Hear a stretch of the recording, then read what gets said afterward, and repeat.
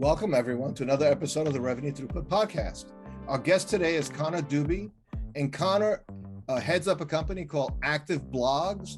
And what Connor focuses on is building out not only the strategy, but the actual content for B2B market development, lead generation, and cultivation.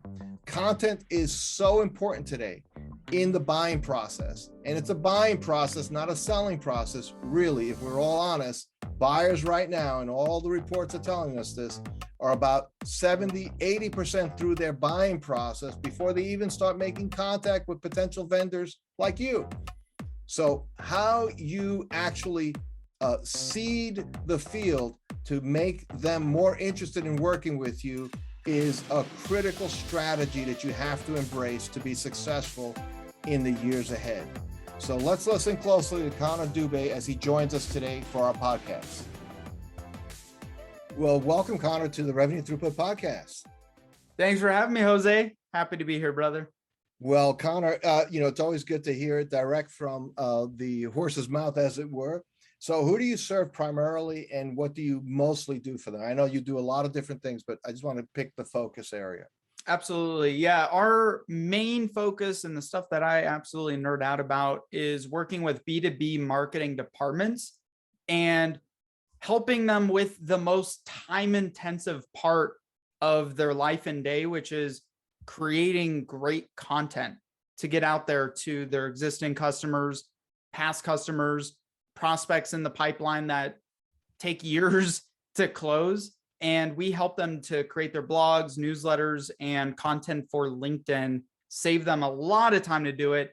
We improve the quality of their content and get them a much better marketing result from their digital marketing. Okay, well, great. So I want to jump in on that because content is an area I have. I've been blogging for a dozen years. I do this podcast. I've written books, so I love content. I love the idea of capturing your good ideas and putting them down. But I'm in the knowledge business, right? I'm a consultant. I'm a trainer. That's what I do. So I've had clients that make, they make physical things. They make big metal machines and things like that. They're not thinking like even when challenged, they're not thinking I'm going to write a blog. Like, what about is what they say. What am I going to write a blog about? People don't want to know what I'm doing. And, we bend steel here or whatever. So, and I'm sure you've heard those kind of responses. So first question is a content strategy, and we'll further describe what a content strategy is for our listeners as we might talk about it, but is a content strategy relevant in industrial kind of like old line B2B kind of businesses? Or is that really only for like the cool kids selling software and, other kind of services? Only if you want to be famous on TikTok. No, I'm just kidding. We were joking about that earlier. And I talked to the vast majority of our client base and the CEO ships that we work with are of, the baby boomer generation or Generation X. And they've seen this emergence of digital marketing. And, the thing I hear pretty often is, oh, that my business doesn't work like that, right? My business comes from referrals.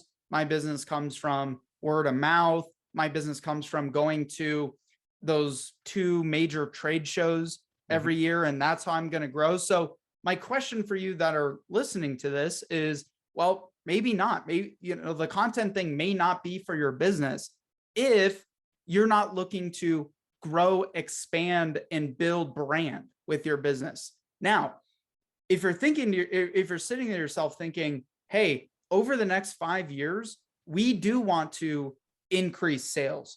Especially, you mentioned a lot of your clients are in machinery. It's not just about new client acquisition. Like some rando, it may not just see you on LinkedIn and decide they're going to buy $5 million worth of machinery from you. Think of your existing customers as well, who may be large enterprise accounts. By you not putting the investment to communicate with them, to reach them, to educate them, to be a thought leader for them regularly, you are missing significant upsell opportunities, cross-sell opportunities. And I know that most in large B2B sales have 5, 6, 7, 10 different product and service categories. They're not just selling one thing.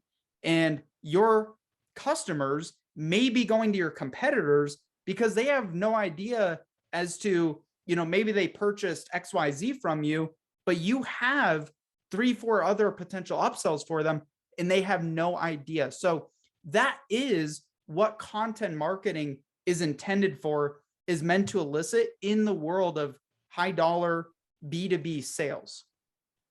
Well, it's interesting because you hit on one of, like, I have a couple like cardinal rules. When people work with me over time, I say, well, another rule I have, and I've often been asked, do you write down these rules? I said, no, they're there. But one of those rules is this: your customer does not know you nearly as well as you think they do. To your point, they don't know the breadth and depth of all you offer. They only know what they bought from you. And that may be a very narrow lens of what I've actually had customers who sell a machine, and it turned out their customers were buying the wear parts from like a supply house. Perfect example. The wear part. I didn't know you had the wear parts, and you would actually make them available more easily, and they're guaranteed to work with the machine because they're the official wear parts. So it's just interesting that strategy to make them more aware seems to be a powerful thought. But what about the owner or leadership team? It may not be a formal CMO. Some of these companies don't have a formal, it's the owner, right? And running a $10, $15 million company. So, I'm just not like a writer. I don't know how to do that. And I don't know, do people really read blogs and read emails anymore? Right. Well, I mean, I'm biased in that, obviously, because I'm in the content game, but ask your customers. I mean, ask your don't assume, ask your customers, hey, do you actually read blogs? If you do, where do you consume your information from? So many CEOs forget to, if you're a smaller operation and you don't have a marketing department, if you're in a meeting with a client, take a couple minutes at the end of your meeting to ask them, hey, by the way, we're looking to improve our business, looking to improve our communications, looking to improve our marketing. Can I ask you, where are you educating yourself? Is it a magazine? Do you go to trade shows? Do you prefer to watch videos? So many people may not, like, I know baby boomers who don't read articles. I'm a young millennial, younger millennial punk. And believe it or not, guys, I still read books, which just blows people's mind. It's crazy, man. I still read books. I still have a bookshelf stack. So I read, but I know some baby boomers that prefer video. So if you're not a writer or you're not a videographer, maybe first identify, what do your customers actually consume? What do they prefer to consume? Can you yourself create it? Right? Can I grab my cell phone and once a week create a video for my customers to educate them on XYZ topic that's going on in the industry? Can I sit down and write an article? Can I do a podcast? Right? This is just having a conversation. You can create infinite amounts of content. So there's a lot of ways to do this, but if you can't do it, then do what your damn customers do and outsource it to somebody. Find a partner, find a writer, find someone who can pull those expertise from your head and put it into great content for your customers. Well, let me just go. I'm going to go on two slightly divergent roads, because 2 points you made that I think are really worth exploring. One is, you said, like, grab the camera and just talk to the camera, right? Or whatever, or take them out to the shop floor and show the new machine you got, or whatever. There's a lot of things you could do.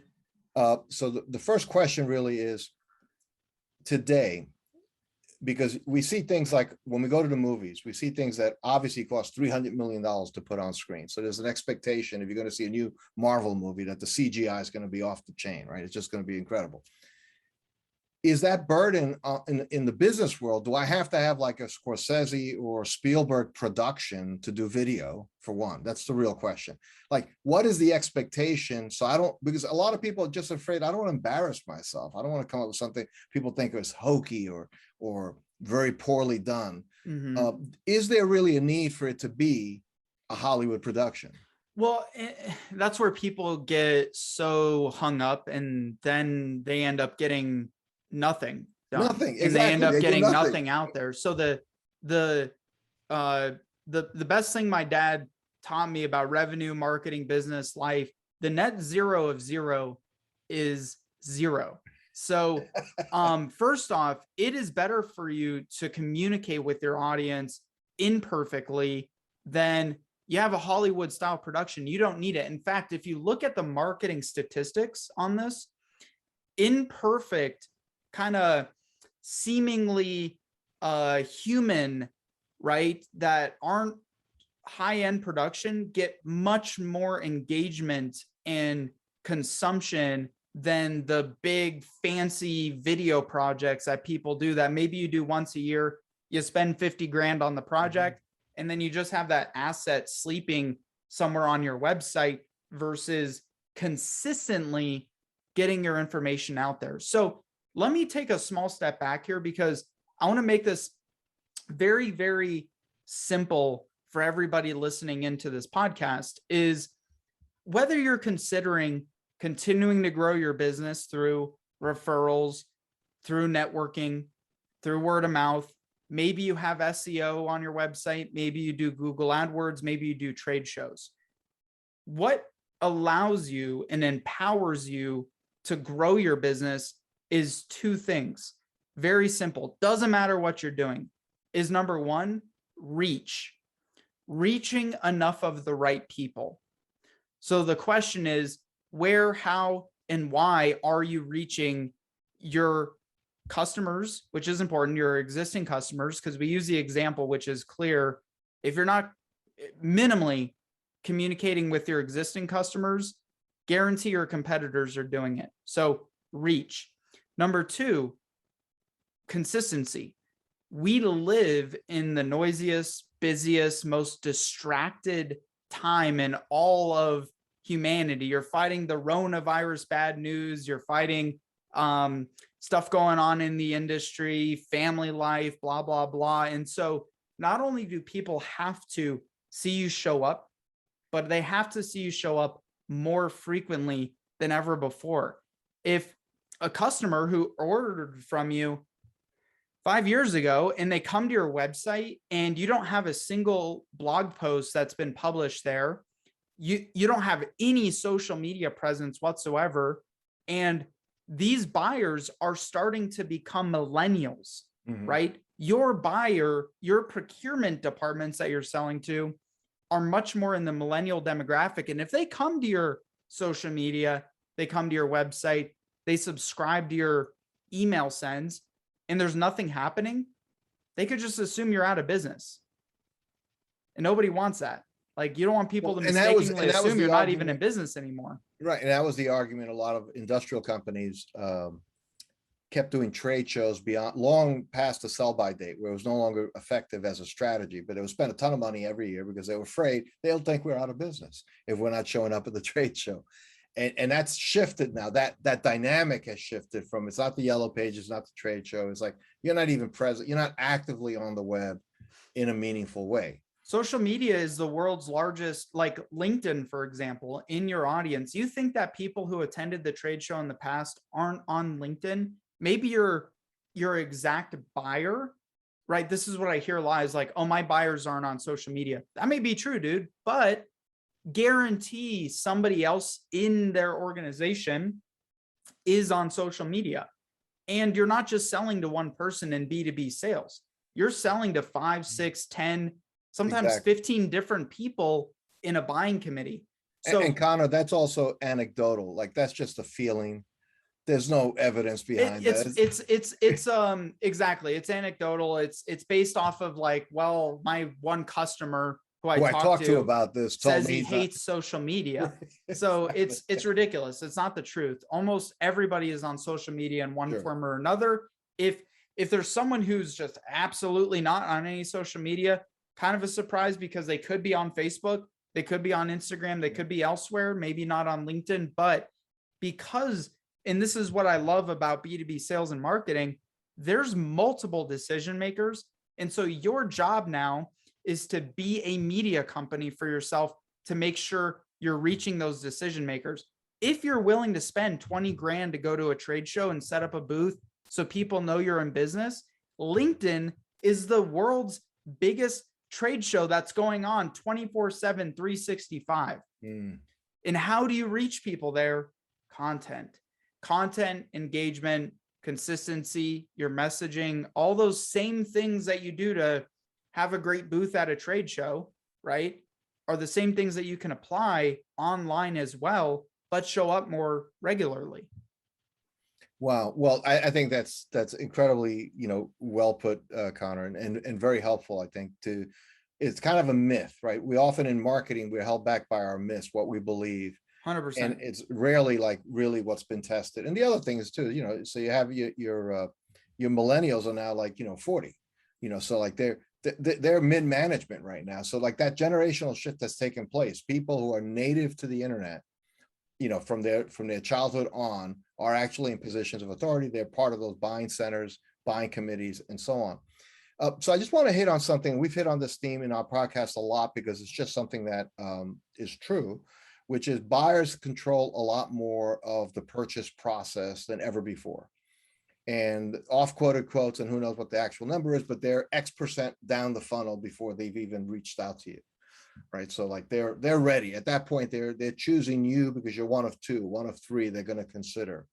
So how do you think that has to change somebody's perspective? If that's true, right? If the given is that buyers are actually on the web, they're looking for stuff, what kind of content in B2B categories is useful? I mean, it's not going to be like cat videos.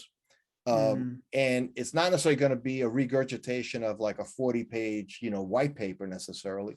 What is right now, what do you find for your clients is helping move the needle? What kinds of content, how deep, and you hear things like it has to be a 2,000 word article to rank on SEO. And I'm thinking like, well, 2,000 words is a lot of article. I mean, you got to, that's like you're heading towards a book outline at that point.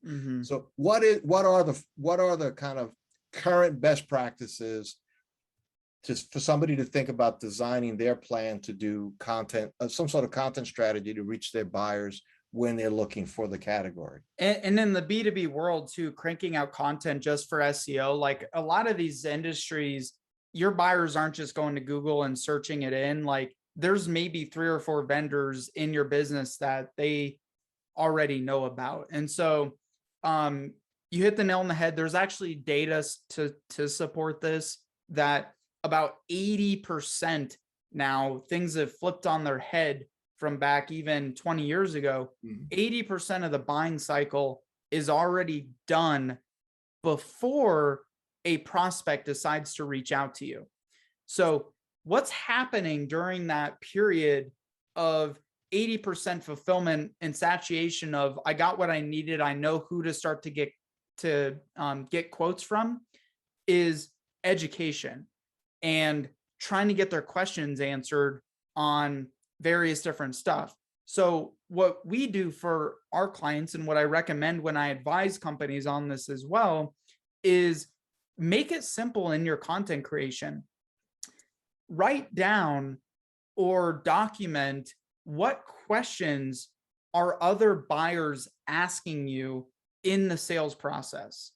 So if I'm on the line, and you may need to ask your sales team this, you may need to ask other folks on your team, ask your team what questions they're getting throughout the sales cycle. Take those questions, turn those into topics for your content, whether it's a video, whether it's an article, whether it's a podcast, and answer those questions with content, and then get it in front of people, have it on your website, put it out in all of your key channels. That's one way to do it. That's very easy. You can do the same with your clients. Like, consider what questions your clients often ask us. I guarantee you your buyers are wondering the same thing. And so the stats show, if you are the company or you're the B2B seller to get in front of the buyer when they're in the midst of their research cycle, if you're the person who gets their attention and stays in front of them more frequently than others, you are more likely to win that business by 70+%. So it's significant. If you can provide that education, and let's say you have a competitor who's doing an RFP or putting a proposal together for a potential client. They send them the proposal and that's it. And then they check in with them, versus what you're going to be doing is providing information, insights, resources throughout that cycle. Guarantee you're going to win that deal over your competitor. So you can answer questions. That's a very easy way to go about it. The other way is your customers are the best advocates for your business. So why don't you do an interview with your customers on Zoom for 10 minutes and ask them, hey, what has your experience been like working with us? Capture the video, share it to LinkedIn, put it on your website, send it to your email list, because nobody markets you better than the success stories of the clientele that you've already served. So those are two very simple answers that can create years and years and years worth of content for you to be able to use for your business. And one thing you hit a trigger word that just came to mind, Connor, which is if you are in a business where occasionally or maybe often you have to reply to an RFP. Mm-hmm. RFP is like a collection of a committee's questions, basically. There's only a few that really matter for that deal, but those could be titles for future content. Like if this big company is asking about X, Y, and Z, then chances are other prospects are going to be interested in X, Y, and Z as well. 100%. Yeah. Wow. Yeah. We don't have to try to make stuff up. Like just put your finger on the pulse of what's going on. Check out your industry's blog. Like there's probably a trade association. Sure. What content are they putting out? Right? How can you take that and not just like re-slab it onto your own stuff, but how can you take your own voice and perspective on it and get that in front of people as well? So there's so many ways to do it. People just, the reason they don't do it is I'm not here to tell you like, you got to do social media or you're going to die. That's where I think us as a younger generation are losing more old school business owners and trying to get them to adopt this. The point is you have to be able to provide value and reach enough of the right people and stay in front of enough of the right people, or your business is going to get consumed by your competitors. Yeah, it comes down to at some point competitors are going to do it and you have to do something meaningfully. And you've laid out for us, I think, a path towards thinking about it and working with it. So somebody listening to us, Connor, today, as we come to the close of our time now, they're listening to you and they say, wow, this guy really knows how to do this. And they wanted to get a hold of you. Where should they go? What's the best way for somebody to contact you? Best place you can go. Number one, you can always connect with me on LinkedIn if you prefer to check my ugly mug out. But if you want to like subscribe to our email list, check out some of this information that we're putting out regularly, activeblogs.com, activeblogs, it's plural.com. Fantastic. And I don't know if we need to mention this anymore, but there is a www dot in front of that, but I figured you guys can figure that part out. One way or the other. Yeah, you should be able to, but thank you, Connor Dube. Thank you again for being part of the Revenue Throughput podcast today. Really appreciate it. Thank you, brother. I appreciate it. Thanks for having me.